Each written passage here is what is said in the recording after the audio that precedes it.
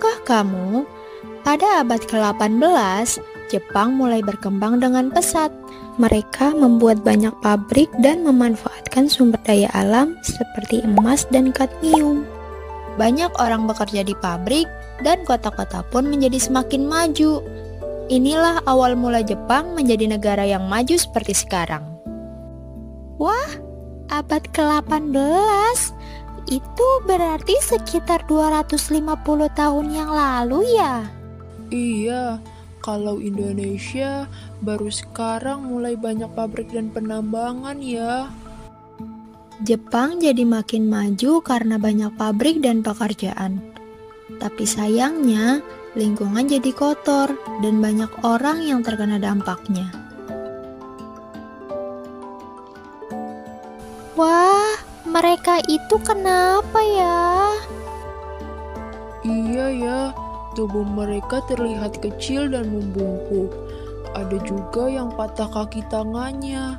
Mengapa hal itu bisa terjadi? Eits, sebelum kita mengetahui lebih dalam terkait penyakit itai-itai, jangan lupa untuk subscribe, like, dan komentar ya. Itai dalam bahasa Indonesia artinya sakit. Pada tahun 1912-an, masyarakat Provinsi Toyama, Jepang pernah mengalami penyakit itai-itai. Penyakit itai-itai disebabkan oleh pencemaran limbah industri. Oh, itai artinya sakit. Wah, pastinya mereka sakit sekali. Sakitnya sampai ke tulang. Penyakit ini muncul karena sungai di Toyama, Jepang tercemar oleh zat beracun bernama kadmium. Zat ini dibuang ke sungai dari pabrik. Kadmium biasanya dipakai untuk membuat baterai dan melapisi bagian pesawat atau kapal. Warga Toyama di Jepang biasanya memakai air sungai Jinzu untuk mengairi sawah dan untuk minum setiap hari. Tapi karena airnya sudah tercemar kadmium, akhirnya zat beracun itu ikut masuk ke dalam tanah di sawah. Karena tanahnya sudah tercemar, padi dan sayuran yang tumbuh di sana juga akan tercemar kadmium. Tanaman itu lalu dimakan oleh warga sekitar. Untuk tumbuh kuat, tulang kita butuh kalsium. Kalsium itu biasanya ada di dalam susu. Tapi kalau kadmium masuk ke dalam tubuh, kadang kadmium menggantikan kalsium.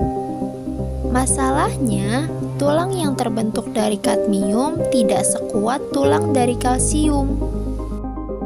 Akhirnya, orang-orang yang makan makanan tercemar kadmium dan kekurangan kalsium jadi punya tulang yang rapuh.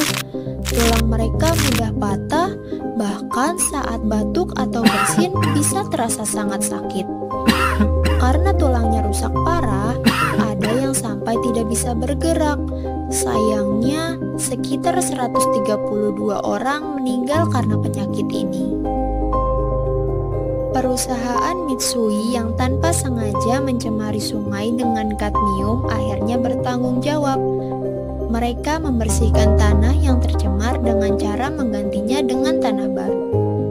Pekerjaan ini butuh waktu lama, sekitar 34 tahun dan biaya yang sangat besar, sekitar 7 triliun rupiah. Wah, banyak sekali ya uang yang dikeluarkan. Proses ini dinamakan restorasi tanah. Pada awalnya, tanah yang telah tercemar kadmium dikeruk. Kemudian pada tempat lain disiapkan lubang untuk memendam tanah yang telah tercemar. Setelah lubang dibuat, tanah yang telah tercemar dimasukkan ke dalam lubang tersebut. Kemudian, tanah ditumpuk dengan tanah bajakan dan tanah untuk menanam. Setelah itu, barulah tanah diberikan pupuk agar tanah menjadi bagus dan tidak tercemar lagi. Wah, pencemaran lingkungan ternyata tidak hanya merugikan kesehatan dan kehilangan nyawa ya, namun juga uang yang sangat banyak untuk ganti rugi bahkan memperbaiki lingkungan yang rusak. Nah, benar. Sekarang, yuk kita lihat air sungai di sekitar kita. Apakah airnya bersih? Nah, bagaimana sobat? Apakah kalian sekarang sudah lebih paham mengenai informasi penyakit itai-itai? Dari penjelasan sebelumnya, apa ya penyebab penyakit itai-itai? Yuk tulis di kolom komentar. Terima kasih telah menyaksikan video kami. Yuk kita buat Indonesia bagus.